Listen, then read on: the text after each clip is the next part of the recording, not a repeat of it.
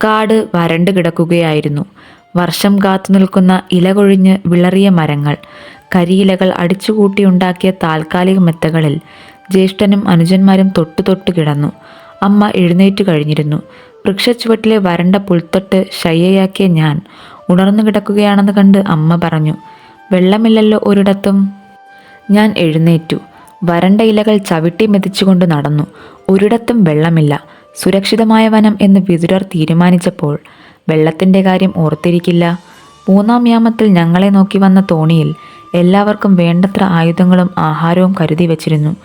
ധർമ്മോപദേശങ്ങളുമായി മിക്കവാറും ഒരന്യനെ പോലെ കൊട്ടാരവളപ്പിൽ ചുറ്റിത്തിരിയുന്ന വിതുരർ വിശദാംശങ്ങളിൽ കൂടി ശ്രദ്ധിച്ചിട്ടുണ്ട്. പക്ഷേ നീർച്ചാലുകളുള്ള മറ്റേതെങ്കിലും കാട് കണ്ടെത്തി താവളം മാറ്റേണ്ടി വരും. പുഴ കടന്നു കഴിഞ്ഞുള്ള യാത്രയും ദുർഘടമേറിയതായിരുന്നു. തളർന്നു കൊഴിഞ്ഞ അമ്മയെ കുറച്ചു കഴിഞ്ഞപ്പോൾ ഞാൻ കഴുത്തിലേറ്റി നടന്നു. നടക്കാൻ വയ്യെന്ന് പറഞ്ഞ് കുറേ ദൂരം കൂടി ചെന്നപ്പോൾ യുധിഷ്ഠിരൻ ഇരുന്നു. അവിടെ തന്നെ കിടന്നു കളയാമെന്ന് നിർദ്ദേശിച്ചത് സഹദേവനാണ്. ഒരു കാട്ടുമുയൽ പൊന്തക്കാട്ടിൽ നിന്ന് തെറിച്ചു ചാടി എൻ്റെ മുമ്പിലൂടെ ഓടിപ്പോയി. മൃഗങ്ങളുള്ള കാട്ടിൽ വെള്ളമില്ലാതിരിക്കില്ല. ഉണങ്ങിയ പുല്ലിൽ ചവിട്ടടികൾ പതിഞ്ഞത് കണ്ടു.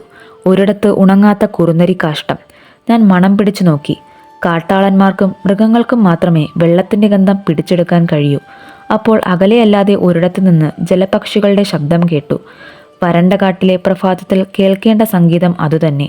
ഞാൻ നടത്തത്തിനു വേഗം കൂട്ടി. ആമ്പലിലയുടെ ആകൃതിയിൽ തെളിനീര് നിറഞ്ഞു നിൽക്കുന്ന ചെറിയ ജലാശയം, ചുറ്റുമുള്ള വരൾച്ചയുടെ നടുവിൽ അഹങ്കരിച്ചു നിൽക്കുന്ന പച്ചപ്പിൻ്റെ പടർപ്പുകൾ. ഞാൻ ആദ്യം വെള്ളം കുടിച്ചു. പുകയുടെ ഗന്ധവും മണ്ണും ശരീരത്തിലാകെ ഒട്ടിച്ചേർന്ന് നിൽപ്പുണ്ട്. തണുത്ത വെള്ളത്തിലിറങ്ങി. വിചാരിച്ചതിലേറെ ആഴമുണ്ടായിരുന്നു. കുറച്ചിട നീന്തിയ ശേഷം കുളിച്ച് കരയ്ക്കു കയറി വസ്ത്രം പിഴിഞ്ഞുടുത്തപ്പോഴാണ് വെള്ളം കൊണ്ടുപോകേണ്ടത് എങ്ങനെയെന്നാലോചിച്ചത്. ഉത്തരീയത്തിൽ വെള്ളം കോരി നടന്നു നോക്കി. 10 അടി നടക്കുമ്പോഴേക്കും ചോർന്നു പോവും. ഞാൻ വിഷണ്ണനായി നിൽക്കുമ്പോൾ ചെടിപ്പടർപ്പിൻ്റെ മറവിൽ നിന്ന് ഒരടക്കിപ്പിടിച്ച ചിരി കേട്ടു. നോക്കുമ്പോൾ മാന്തോലും കൊണ്ട് അരമാത്രം മറച്ച ഒരു കാട്ടാള യുവതി ഈ പരിസരത്തിൽ നോക്കി നിൽക്കുകയായിരുന്നുവോ എന്ന് ഞാൻ സംശയിച്ചു. അടുത്തേക്ക് ഭയമില്ലാതെ വന്ന അവളെ ഞാൻ ക്രോധഭാവത്തിൽ നോക്കി. കൈത്തണ്ടയിൽ പന്നിത്തേറ്റകൾ കടഞ്ഞ കടകങ്ങൾ, കഴുത്തിൽ പുലിനഖങ്ങൾ, അർദ്ധചതുരാകൃതിയിൽ വെട്ടിക്കോർത്ത ഒറ്റയഴി മാല. അവൾ അടുത്തു നിന്നപ്പോൾ എന്നോളം ഉയരമുണ്ടെന്ന് തോന്നി. കരിമരക്കാതലിൻ്റെ നിറം. നടക്കുമ്പോൾ കണങ്കാലിലെവിടെയോ നിന്ന് ചുള്ളിക്കമ്പുകൾ ഒടിയുന്ന പോലെ ശബ്ദം. അവൾ എൻ്റെ ചുറ്റും പ്രദക്ഷിണമായി നടന്നു. പുലിനഖമാല കിലുങ്ങി. കാമരൂപവനങ്ങളിൽ നിന്ന് കൊമ്പനാനകളുടെ മതപിണ്ഡകങ്ങൾ പോലെ തെറിച്ചു നിൽക്കുന്ന മുലകൾ. നടക്കാനാരംഭിച്ച എന്നോട് നിൽക്കാൻ കൈകാണിച്ച് അവൾ പൊന്തക്കാട്ടിലെവിടെയോ ഓടിമറഞ്ഞു. തിരിച്ചു വന്നത് വലിയ ഇലകളും കൊണ്ടായിരുന്നു. ഇലകൾ കാരമുള്ളുകൾ കൊണ്ട് കോർത്തുകൊണ്ട് അവൾ അരികെ നിന്നപ്പോൾ വാരി വലിച്ചു കെട്ടിയ മുടിയിൽ ഏതോ മൃഗക്കൊഴുപ്പിൻ്റെ സുഖമില്ലാത്ത ഗന്ധം. ഉത്തരീയം എൻ്റെ ദേഹത്തിൽ നിന്ന് പറിച്ചെടുത്ത് അവൾ തുന്നിക്കൂട്ടിയ ഇലകൾ അതിൽ പരത്തിവെച്ചു. വെള്ളം കൊണ്ടുപോകാനുള്ള പാത്രമായി കഴിഞ്ഞു. എത്ര എളുപ്പത്തിൽ! വെള്ളം മുക്കിയെടുത്ത് ഞാൻ നടന്നപ്പോൾ അല്പം പിന്നിലായി അവളും വരുന്നുണ്ടെന്ന് അറിയാമായിരുന്നു. താവളത്തിനടുത്തെത്തിയപ്പോൾ ഞാൻ തിരിഞ്ഞു നോക്കി. അവളെ കാണുന്നില്ല. തളർന്നു കിടന്നവരെല്ലാം എഴുന്നേറ്റ് വെള്ളം കുടിച്ചു. ഗാന്ധാരം തൊട്ട് മാഗധം വരെ, ലീഹം തൊട്ട് വിദർഭം വരെ ഭരിക്കാൻ പോകുന്നു എന്ന് ശതശൃംഗത്തിലെ ഋഷിമാർ പറഞ്ഞ യുധിഷ്ഠിരനാണ് കരിയിലകളിൽ തളർന്നു കിടക്കുന്നത്. 18 ദാസിമാരുടെ പരിചരണമേറ്റു കഴിഞ്ഞ അമ്മയാണ് വെറും മണ്ണിൽ തലകുനിച്ചിരിക്കുന്നത്. ഞാൻ അസ്വസ്ഥനായി. യാത്ര തുടങ്ങിയെന്ന് അമ്മ വിതുരർക്ക് സന്ദേശമയച്ചു. എങ്ങോട്ട്? നാം ഇനി എങ്ങോട്ടാണ്? അപ്പോൾ കാട്ടുകനികളും ചെത്തിയ വലിയ മുളന്തണ്ടിൽ തേനുമായി വീണ്ടും കാട്ടാളത്തി എവിടെ നിന്നോ പെട്ടെന്ന് മുമ്പിലേക്ക് വന്നു. അവളുടെ കാലച്ച കൂടി ഞങ്ങളാരും കേട്ടില്ല. അമ്മയുടെ മുമ്പിൽ എല്ലാം നിരത്തിവെച്ച് അവൾ മുട്ടുകുത്തി. ശിരസ് നിലത്ത് മുട്ടിച്ച് വന്നിച്ചു. അമ്മ അത്ഭുതത്തോടെ എന്തുകൊണ്ടോ എന്നെയാണ് നോക്കിയത്. നീ ഏതാണ്? നിന്റെ പേരെന്താണ്? അമ്മ ചോദിച്ചു. അവൾ എൻ്റെ നേരെ നോക്കി നിന്ന കണ്ണുകൾ പിൻവലിച്ചു. പതുക്കെ പറഞ്ഞു, ഹിഡംബി. കാട്ടാളരാണ് ചുറ്റുവട്ടത്തും എന്ന് തോന്നുന്നു. യുധിഷ്ഠിരൻ യുവരാജാവിൻ്റെ ഗൗരവം ഇരുപ്പിൽ വരുത്താൻ ശ്രമിച്ചുകൊണ്ട് പറഞ്ഞു. അമ്മയ്ക്ക് സഹായത്തിന് ഇവൾ നിൽക്കുമോ ആവോ? സമ്മാനങ്ങൾ കൊടുക്കാമെന്ന് പറഞ്ഞു നോക്കൂ. പിന്നെ എന്നോട്. ഇവൾക്ക് നമ്മുടെ ഭാഷ അറിയുമോ ആവോ? ഹിഡംബി ചിരിയൊതുക്കി. അമ്മ അന്വേഷിച്ചു. നിനക്കാരൊക്കെയുണ്ട്? പൈശാചി കൂടുതൽ കലർന്ന പ്രാകൃതത്തിലാണ് അവൾ സംസാരിച്ചത്. മിക്കപ്പോഴും തനിച്ചാണ്. ഒരു സഹോദരനുണ്ട്. അയാൾ ഈ കാട് തൊട്ട് കാമികവും കടന്ന് ഗന്ധമാദനം വരെ വേട്ടയാടി നടക്കും. വല്ലപ്പോഴുമേ ഇവിടെ വരാറുള്ളൂ. വീടെവിടെയാണ്? അവൾ കാട്ടിലേക്ക് വിരൽ ചൂണ്ടി. യുധിഷ്ഠിരൻ പറഞ്ഞു, ഇവർക്കെന്ത് വീട്? കാട് തന്നെ വീട്. ഹിഡിംബി വീണ്ടും അമർത്തിച്ചിരിച്ചു. വീണ്ടും വരാമെന്ന് പറഞ്ഞവൾ പോയപ്പോൾ ജ്യേഷ്ഠൻ പറഞ്ഞു എന്നോട്, സൂക്ഷിക്കണം, ചിലപ്പോൾ മായാവിദ്യകൾ കൂടി അറിയാവുന്നവരാവും. രാത്രി പ്രത്യേകിച്ച് അടുത്തു വരാതെ നോക്കണം. എന്നോട് മാത്രം എന്തിനീ ഉപദേശം? അവൾ ഞങ്ങളുടെ മുമ്പിൽ നിന്നപ്പോൾ എല്ലാവർക്കും തോന്നിയ കൗതുകത്തിലേറെ എന്തെങ്കിലും കണ്ടോ എൻ്റെ മുഖത്ത്? വെയിൽ മങ്ങുന്നതുവരെ കിടന്നു മയങ്ങി. പിന്നെ എന്തൊക്കെ മൃഗങ്ങളുണ്ടെന്ന് നോക്കി വരാമെന്ന് പറഞ്ഞ് ഞാൻ എഴുന്നേറ്റു. 3 മുഴമുള്ള ചെറിയ കുന്തം മാത്രം കയ്യിലെടുത്തു. അർജുനൻ അകലെ ഒരു മരത്തിൽ അടയാളം വച്ച് അസ്ത്രവിദ്യ തുടങ്ങിയിരുന്നു. രാവിലെ ജലാശയം നോക്കിപ്പോയ വഴിക്ക് എതിർവശത്തേക്ക് നടന്നു. ഒരിക്കൽ കൂടി ഒരു മുയൽ വഴിവക്കിൽ നിന്ന് എടുത്തു ചാടി. കുന്തമെറിഞ്ഞാൽ കൊള്ളുന്ന ദൂരമേ ഉള്ളൂ. അപ്പോൾ ഒരു സീൽക്കാരം കേട്ടു. ഓടിയകലുന്ന മുയലിന്റെ പിറകെ അവൾ. അത് വളരെയേറെ മുന്നിലെത്തിയിരിക്കുന്നു. പന്തയം വെറുതെയാണ്. പൊന്തക്കാടുകൾക്കിടയിലൂടെ കഴുകൻ തൂവൽ കെട്ടിയ ഒരു കണയമ്പ് പോലെ അവൾ പറക്കുകയായിരുന്നു. മുയൽ എനിക്ക് കാണാത്ത അകലത്തായി. അവൾ ഒരിടത്ത് വീഴുന്നത് കണ്ടു. ഞാൻ അവളുടെ നേർക്ക് നടന്നു. വേരിലെവിടെയോ കാൽ കുടുങ്ങി വീണതാവുമെന്നാണ് ഞാൻ കരുതിയത്. അടുത്തെത്തുന്നതിന് മുമ്പായി അവൾ എഴുന്നേറ്റ് തിരിഞ്ഞു നിന്നു. കൈ ഉയർത്തി കാണിച്ചു. ചെവി കൂട്ടിപ്പിടിച്ച നിലയിൽ വലിയൊരു മുയൽ രക്ഷപ്പെടാൻ വേണ്ടി പിടയ്ക്കുന്നു. അവൾ ചിരിച്ചു. ഞാനും ചിരിച്ചുപോയി. പിന്നെ അവൾ കൈവിട്ടു. ഭയന്ന മുയൽ വിശ്വസിക്കാനാവാത്ത പോലെ ആദ്യം വിറച്ചു നിന്നു. പിന്നെ പ്രാണഭയത്തോടെ കാട്ടിൽ ഓടി മറഞ്ഞു. അടുത്ത പാറക്കെട്ടിൽ കുന്തം ചാരി വെച്ച് ഞാനിരുന്നു. അവൾ അടുത്തേക്ക് വന്നു. താഴെ വച്ച കുന്തമുനയിൽ വിരലൊടിച്ച് മൂർച്ച നോക്കി അവൾ ഇരുന്നു. കാറ്റിൽ വന്നു വീണ ഒരുണങ്ങിയ പലാശ പൂങ്കുലയെടുത്ത് അവൾ ചവച്ചു. ഇളം നീലമുള്ള ചുണ്ടുകളിൽ ചുവന്ന നനവ് പരന്നു. കൈപിടിച്ചടിപ്പിച്ചപ്പോൾ അവൾ കരിനാഗം പോലെ എന്നെ ചുറ്റിപ്പിണഞ്ഞു. മൃഗക്കൊഴുപ്പിന്റെ ഗന്ധമുള്ള മുടിക്കെട്ടഴിഞ്ഞ് എൻ്റെ മുഖമാകെ ഇരുട്ടിലാഴ്ത്തി. വിശോകനയച്ച ദാസിപ്പെണ്ണിന്റെ നഗ്ന ശരീരം കൈകൾക്കുള്ളിൽ ഒതുങ്ങി നിന്നിട്ടും ആകെ തണുത്തുനിന്ന ആ രാത്രി ഒരു വിഡ്ഢി സ്വപ്നം പോലെ അകലെ മറഞ്ഞു.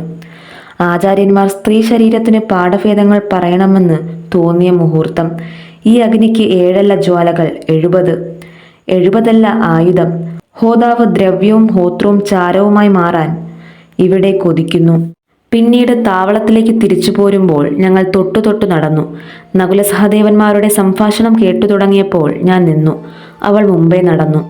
കാട് ഇരുളുന്നതുവരെ ഞാൻ അലഞ്ഞു നടന്നു. ആകാശത്തേക്ക് കൈയുയർത്തി വലിയൊരു കാട്ടാളനെ പോലെ ഉടുമ്പര വൃക്ഷത്തിന്റെ ചില്ലകൾക്കിടയിലൂടെ നക്ഷത്രം തെളിയുന്നത് കണ്ടു. ഞാൻ മടങ്ങി. വൈകി ഇരുട്ടിൽ കാട്ടിൽ നടക്കുന്നതിന് യുധിഷ്ഠിരൻ ശാസിച്ചു. ഭക്ഷണത്തിനിരുന്നപ്പോൾ സഹദേവൻ എനിക്ക് മദ്യം വിളമ്പി. വിതുരർ അയച്ച വിഭവങ്ങളിൽ മദ്യം ഉണ്ടായിരുന്നില്ല. നകുലൻ പറഞ്ഞു, ഹിഡുംബിയുടെ കാഴ്ചദ്രവ്യങ്ങൾ പിന്നെയും വന്നു.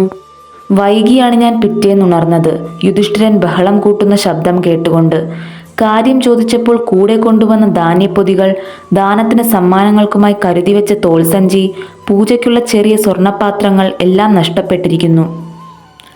യുധിഷ്ഠിരൻ ഉറപ്പിച്ചു പറഞ്ഞു. അവളാണ് ആ കാട്ടാളത്തി. അവൾ രാക്ഷസിയാണ്. പകൽ മനുഷ്യരൂപത്തിൽ നടക്കും. രാത്രി മായാവിനിയായി വന്ന് കൊള്ളയടിക്കും. മനുഷ്യമാംസത്തിൽ കൊതി തോന്നി തിന്നുകളയാത്തത് തന്നെ ഭാഗ്യം. ഞാൻ താവളത്തിന്റെ ചുറ്റും നടന്നു നോക്കി. ഏതു പാറക്കെട്ടിലും മൃഗങ്ങളുടെ കാലടിപ്പാടുകൾ എനിക്ക് കാണാം. ഇവിടെ വലിയ കാലടിപ്പാടുകൾ പതിഞ്ഞത് ഞാൻ വ്യക്തമായി കണ്ടു. പുരുഷന്റെ നഗ്നപാദങ്ങൾ. ഒന്നും പറയാതെ ഞാൻ ജലാശയത്തിന്റെ നേർക്ക് നടന്നു. അടുത്തെത്തിയപ്പോൾ ഒരു ചെത്തിക്കാട് പിറുപിറുത്തു. അരുത്, ആപത്തുണ്ട്. ഞാൻ കൈനീട്ടി പിടിച്ചപ്പോൾ മുടിക്കെട്ടാണ് കിട്ടിയത്. വലിച്ചു മുന്നിലേക്കിട്ടപ്പോൾ അവൾ നിന്ന് വിറച്ചു. നിനക്ക് സ്വർണം വേണോ? ധാന്യം വേണോ? ആരാണ് ഞങ്ങളെ കൊള്ളയടിച്ചത്? പിടിവിടാതെ ഞാൻ ചോദിച്ചു. അപ്പോൾ കാട്ടുപന്നി മുക്രയിടുന്നത് പോലെ ശബ്ദം കേട്ടു. പിന്നിൽ ഓടിയടുക്കുന്ന കാലടികളിൽ ഭൂമി കുലുങ്ങുന്നുവെന്ന് തോന്നി. അടുത്തെത്തിയ കാട്ടാളൻ കരിമ്പന പോലെ നീണ്ടു നിവർന്നു നിന്നു. ഒടിച്ചെടുത്ത ഒരു കൂറ്റൻ മരച്ചില്ലയുണ്ട് കയ്യിൽ. പഠിച്ച യുദ്ധപാഠങ്ങൾ കൊണ്ടൊന്നും ഇവിടെ പ്രയോജനമില്ല. വാക്കുകൾക്കും ഉപയോഗമില്ല. വീശിയടിച്ച ആദ്യത്തെ അടിയിൽ നിന്ന് എൻ്റെ വേഗം കൊണ്ട് മാത്രമാണ് രക്ഷപ്പെട്ടത്. ഭാഗ്യവും തുണച്ചു. ചില്ലയുടെ അറ്റം നെഞ്ചിലൂടെ പൊള്ളിക്കൊണ്ട് കടന്നുപോയി. നീർന്ന നെഞ്ചിലെ വരയിൽ ചോരയുടെ നനവ് പൊടിയുന്നത് ഞാനറിഞ്ഞു. ശക്തി കൊണ്ടല്ല, പദവേഗവും മെയ്യൊതുക്കവും കൊണ്ടുവേണം ഇവനെ നേരിടാനെന്ന് ഉറപ്പിച്ചു. ഒഴിഞ്ഞുമാറിയ 2ാമത്തെ അടിയിൽ നിന്ന് നിലയുറപ്പിക്കാൻ അവൻ ഇടം കിട്ടും മുമ്പേ ഞാൻ ദേഹത്തിലേക്ക് എടുത്തു ചാടി. വാരിയെല്ലുകളിൽ ആഴത്തിൽ മുഷ്ടി ഇറങ്ങും വണ്ണം ആഞ്ഞടിച്ചു. മരച്ചില്ല കൊണ്ട് ഇനി കയ്യകലം കിട്ടാതെ ഉപയോഗമില്ലെന്ന് കണ്ട് അവന് മുഷ്ടി യുദ്ധം തുടങ്ങി. അതാണ് എനിക്കും വേണ്ടത്. അവൻ എൻ്റെ മാറും വയറും നോക്കിയാണ് മുഷ്ടികൾ എറിയുന്നത്. കരവൃത്തത്തിനകത്തേക്ക് ചാടിക്കേറി ഞാൻ മൂക്കും ചുണ്ടും ലക്ഷ്യമാക്കി ഇടിച്ചു. ഒതുക്കിയ ഒരു നിലവിളി തൊണ്ടയിൽ കുടുങ്ങിയത് അവൻ ചോരയോടൊപ്പം തുപ്പി. അവൻ കരുത്തനാണ്. കാട്ടിലവനെ നേരിടാൻ കഴിവുള്ളവർ കുറയും. പക്ഷേ ശുഗാചാര്യൻ പഠിപ്പിച്ച മർമ്മസ്ഥാനങ്ങൾ കൂടി എനിക്കറിയാവുന്നതുകൊണ്ട് അടികൾ വാങ്ങുന്നതിനിടയ്ക്ക് കിട്ടുന്ന പഴുതുകൾ ഞാൻ ശാസ്ത്രപ്രകാരം തന്നെ ഉപയോഗിച്ചു. അടുത്തത് ഹസ്തിജീവന്റെ മധ്യത്തിൽ, പിന്നൊന്ന് വാരണത്തിന്റെ തുടക്കത്തിൽ, മൂന്നാമത്തേത് ആലംബുഷത്തിൽ. ശരീരശക്തിയിൽ അവനേക്കാൾ ഒട്ടും കുറവില്ല എനിക്കെന്ന് ബോധ്യം വന്ന യുദ്ധം.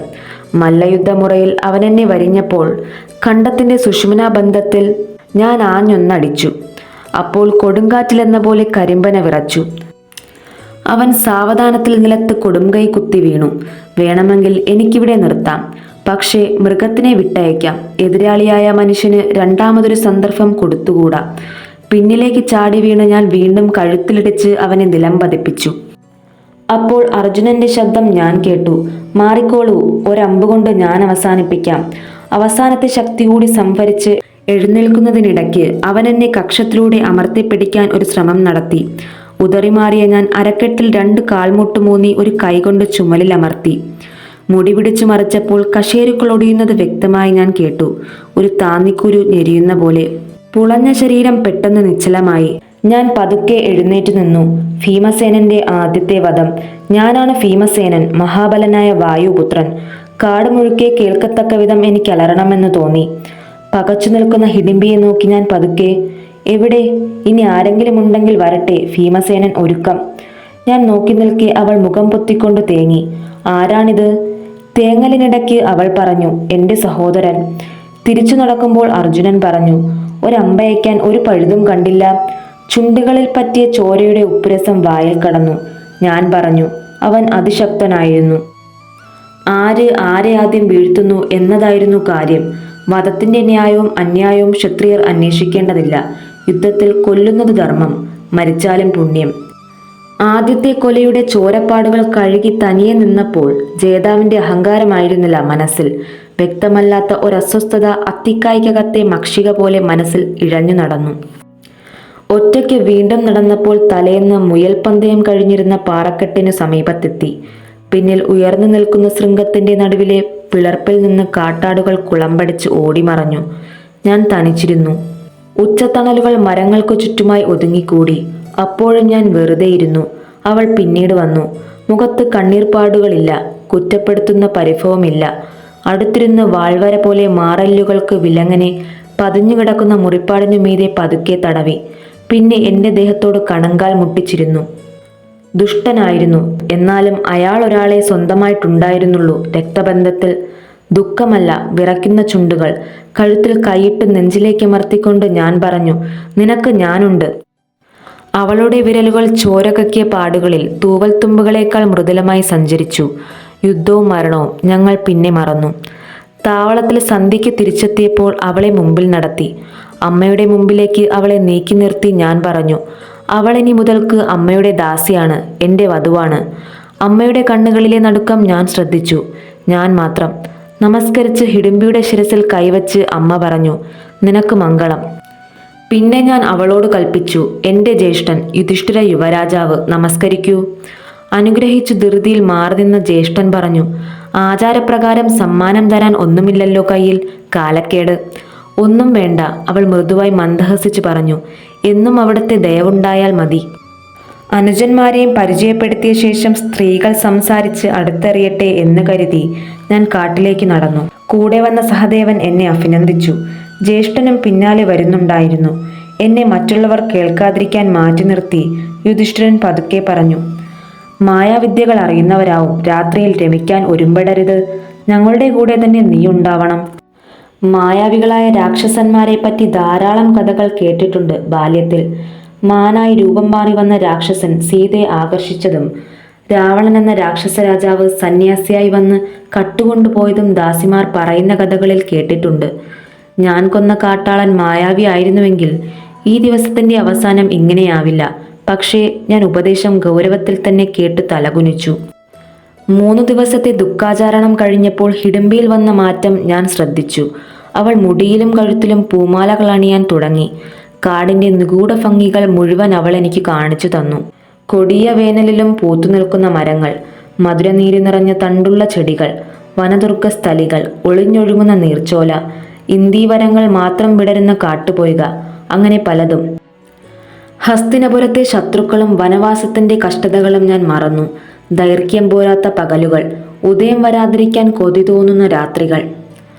ഒരു സന്ധ്യയ്ക്ക് ഞങ്ങൾ കാട്ടിൽ നിന്ന് തിരിച്ചെത്തിയപ്പോൾ അമ്മ പറഞ്ഞു, നമുക്ക് യാത്രയ്ക്കുള്ള സമയമായി. അർജുനൻ പറഞ്ഞു, ഇളയച്ചൻ വിതുരരുടെ സന്ദേശവുമായി ഒരു പ്രത്യേക ദൂതൻ വന്നിരുന്നു. ഏകചക്രയിലേക്ക് താമസം മാറ്റുകയാണ് നമ്മൾ. യുധിഷ്ഠിരൻ വിശദീകരിച്ചു. ഏകചക്ര ചെറിയ സ്ഥലമാണ്, ബ്രാഹ്മണരുടെ ഗ്രാമം. അവിടെ ബ്രാഹ്മണരെ പോലെ ധ്യാനവും ഭിക്ഷയുമായി കഴിഞ്ഞാൽ ആരും അറിയില്ല. കാട്ടിലെ കഷ്ടപ്പാടുകളിനി വയ്യ. ഹസ്തിനപുരത്തിൽ എന്തൊക്കെ നടക്കുന്നു? വാരണവതത്തിലെ മന്ദിരം കത്തിയതറിഞ്ഞ് വലിയച്ഛൻ വിലപിച്ചു അത്രേ. പിന്നെ ആരൊക്കെ കരഞ്ഞു? അത് ദൂതൻ പറഞ്ഞില്ല. ഭീഷ്മപിതാമഹൻ, ദ്രോണാചാര്യർ, എൻ്റെ സൂതൻ വിശോകൻ. അമ്മ തിരക്കുകൂട്ടി. യാത്രയ്ക്കൊരുങ്ങാൻ വിശേഷിച്ചൊന്നുമില്ല. വഴിയാത്രയ്ക്ക് വേണ്ട ഫലമൂലങ്ങൾ തിരയാൻ ഒരുങ്ങുകയായിരുന്നു ഹിഡിംബി. അമ്മ എന്നെ നോക്കി പറഞ്ഞു, ഹിഡിംബി വരുന്നത് ശരിയല്ല. ജ്യേഷ്ഠൻ എൻ്റെ തോളിൽ കൈവച്ചു പറഞ്ഞു, ബ്രാഹ്മണരെ പോലെ അവർക്കിടയിൽ കഴിയേണ്ടവരാണ് നമ്മൾ. അപ്പോൾ എന്തോ പൊതിഞ്ഞു കെട്ടിക്കൊണ്ടിരുന്ന ഹിഡിംബി അത് നിർത്തിവെച്ച് അമ്മയെ നോക്കി, പിന്നെ എന്നെ തന്നെ നോക്കിയിരുന്നു. ഞാൻ അവളുടെ കണ്ണുകളെ നേരിടാനാവാതെ തിരിഞ്ഞു നിന്നു. ഞാൻ അടുത്തു വന്ന സഹദേവനോട് പതുക്കെ പറഞ്ഞു, അവൾ ഗർഭിണിയാണ്. അമ്മയ്ക്കറിയാം. അമ്മ എഴുന്നേറ്റ് അവളുടെ സമീപത്ത് ചെന്ന് ശിരസിൽ കൈവച്ചു പറഞ്ഞു, എൻ്റെ പുത്രവധുവായി ആദ്യം വന്നവളാണു നീ. നിനക്ക് സൽപുത്രൻ ഉണ്ടാവട്ടെ. എന്നും നിന്റെ സ്നേഹവും പരിചരണവും ഞാൻ ഓർമ്മിക്കും. യാത്രയ്ക്കൊരുങ്ങി നിൽക്കുന്ന സഹോദരൻ യുധിഷ്ഠിരന്റെ പിന്നാലെ നടന്നു. എന്നെ ശാസനയോടെ നോക്കി അമ്മയും നടക്കാൻ തുടങ്ങി.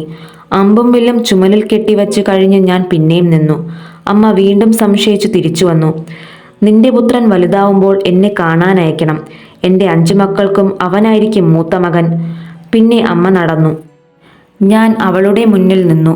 നിനക്കായി, പിറക്കാൻ പോകുന്ന എൻ്റെ സന്തതിക്കായി ഒരടയാളമായി കൂടി വിലപിടിപ്പുള്ളതൊന്നും തരാനില്ലാത്ത ദരിദ്രനാണിപ്പോൾ ഭീമസേനൻ. എൻ്റെ പാദങ്ങൾ തൊട്ടു നമസ്കരിച്ച അവളെ എഴുന്നേൽപ്പിച്ച് ശിരസിൽ ചുണ്ടുകളമർത്തി വിട പറയാനുള്ള വാക്കുകൾ കിട്ടാതെ ഞാൻ നിന്നു. പിന്നെ നേർത്ത ഇരുട്ടിൽ അകന്നകന്നു പോകുന്ന രൂപങ്ങളുടെ ഒപ്പമെത്താൻ വേണ്ടി തിരക്കിട്ട് നടന്നു.